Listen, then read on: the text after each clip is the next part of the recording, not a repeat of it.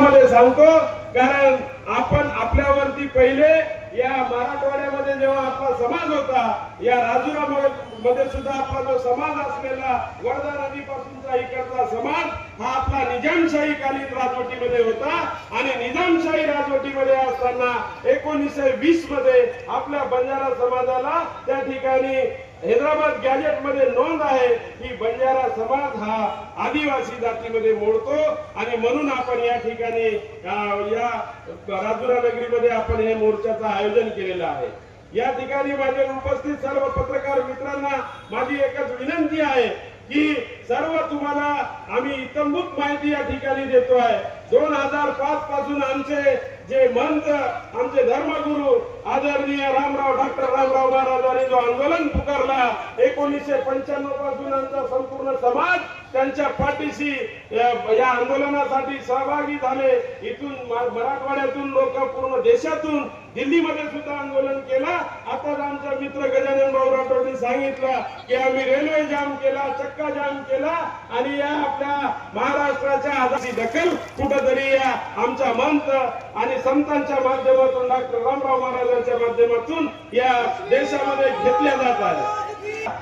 आपले तत्कालीन आणि स्वर्गीय मुख्यमंत्री आदरणीय वसंतराव नाईक साहेबांनी 5-6 वेळा या महाराष्ट्रामध्ये मधून शिफारस करून केंद्राकडे पाठवले, परंतु केंद्राने त्याची दखल घेतली नाही। परंतु आता या हैदराबाद गॅजेटला जसं जरांगे पाटलांना तुम्ही आरक्षणाचे सहकार्य करून त्यांना तुम्ही आदेश निर्गमित केले, ओबीसी समाजातून त्यांना मराठ्यांना कुणबी जातीचे प्रमाणपत्र या महाराष्ट्रामध्ये वाटप होत आहे, त्याच धर्तीवरती आम्हाला आरक्षण मिळालंच समजून आम्हाला सुद्धा एसटी समाजाचे दाखले या ठिकाणी वितरित करण्याचा शासनाने आदेश निर्गमित करायला पाहिजे। आमचा मोर्चा हा कायदेशीर आणि संविधानिक बरोबर आहे, कारण हैदराबाद गॅजेट जे लागू आहे, आज आमची बोली भाषा एक आहे, आमचा पेराव एक आहे, आमची जात एक आहे। 1 नेशन 1 कॅटेगरी 1 रिझर्वेशन मध्ये आम्ही यायला पाहिजे। आज आमचे विभागणी केलेली आहे।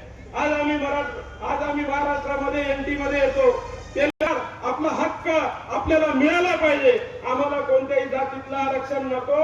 आदिवासी बांधवांना आम्ही या ठिकाणी सांगू इच्छितो की त्यांच्या अधिकारामधलं आरक्षण आम्हाला पाहिजे नाही। पहिलं त्यांच्यामध्ये 47 जाती आहे आणि त्यांना 7% आरक्षण आहे आणि आमचा एकही आदिवासी बांधव या ठिकाणी टीचर पोलीसच्या वरती कुठल्याही पदावर गेलेला नाही। माझा आदिवासी समाज सुद्धा आज या ठिकाणी मागे आहे, कारण तुम्ही बघा तिकडल्या एमपी मधला दिल्ली मधला त्या भागातला मीना असेल सिन्हा असेल असे अनेक आडनावाचे लोक या ठिकाणी आयएस अधिकारी झाले, परंतु माझा इथला गेडाम असेल नैताम असेल कोवे असेल तो कधी आयएस अधिकारी झाला नाही, मोठा अधिकारी झाला नाही। त्यांच्या आरक्षणामध्ये जाऊन आम्हाला काय मिळणार आहे? आम्ही तुमचा अधिकार मागणार नाही।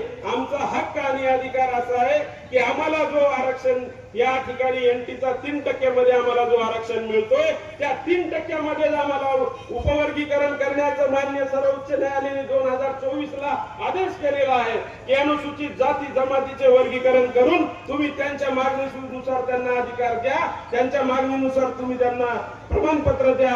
असा काय की आम्हाला अनुसूचित जमातीच्या वर्गीकरण करून ब कॅटेगरी मध्ये समावेश करा आणि आमचा अधिकार जो आहे 3%चा तेवढाच जरी आम्हाला दिला तरी आम्हाला पुरेसा आहे, कारण तेवढ्यावरतीच आमचा समाज थोडा कुठेतरी गोरगरिबाचे मुलं, ऊसतोड कामगारांचे मुलं, शेतकऱ्यांचे मुलं, काबाड कष्ट करणाऱ्या गोरगरिबांचे मुलं हे कुठेतरी आमचे मुलं नोकरीला लागतील आणि त्यांना कुठेतरी त्याचा फायदा होईल यासाठी आमची मागणी आहे। आम्ही कोणा जातीमध्ये तेढ निर्माण करण्यासाठी किंवा जाती धर्मामध्ये काही बोलणार नाही। हा स्वाभिमान आपला जागृत करण्यासाठी आणि आपल्या स्वाभिमानाच्या आणि हक्काच्या लढाईसाठी आज आम्ही एकत्रित आलो आहोत। आम्ही दुसऱ्याचा अधिकार आम्ही या ठिकाणी मागणार नाही, परंतु आमचा जो अधिकार आहे या ठिकाणी ज्यांनी आम्हाला त्या काळामध्ये मदत देवेंद्र फडणवीस साहेबांनी 2018 मध्ये जेव्हा पौरादेवीला आपल्या नगरा भवनाचं उद्घाटन होता तेव्हा त्यांनी शब्द दिलेला होता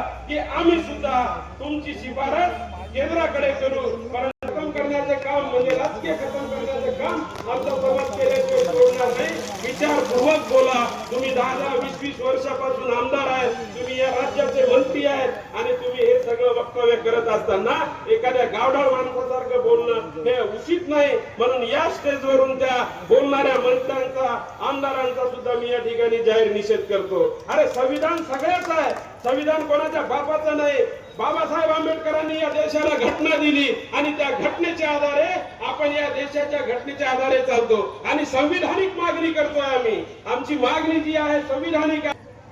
पोरादेवीवरून आलेले आपले गुरु चंद्रशेखर महाराज यांचं मार्गदर्शन आपल्याला ऐकायचं आहे आणि आपली लढाई इथं संपलेली नाही. आपल्याला अजून फार मोठ्या प्रमाणात लढा द्यायचा आहे आणि या लढ्याला जे जे सहकार्य करतील, जे जे सोबत राहतील, जे जे आपले समाज बांधव आहेत त्यांनी आणि खास करून ज्यांनी ज्यांनी या ठिकाणी हे कार्यक्रम आयोजन करण्याला सहकार्य केलं असेल त्या सर्वांचं या मंचावरून मी त्यांना जाहीर धन्यवाद देतो की समाजाच्या कामासाठी आपण एकत्र आलो पाहिजे, समाजासाठी आपण लढलो पाहिजे. अभी नाही तो कभी नाही.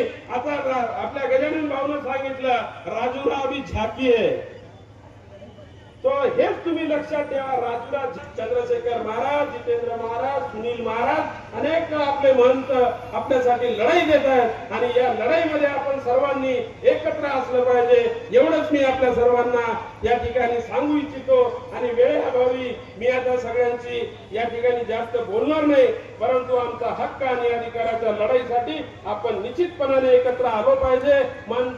मराठी का बोलियो करता ते म्हणून घ्या या ठिकाणी से लोकून समजू लागत, आपल्या पत्रकारांनी आपण भाषा समजू लागत, बेटे जे से लोकून बी आजूबाजू सांभाळ रहे जेणून बी आपण वाटे कळू लागत आणि स्वाभिमानी गोरमाटी या ठिकाणी या अधिकार लेशिवाय आपण कधी रेवाचे नाही. हे सर्व एक आपण बापूर गदर या ठिकाणी करा.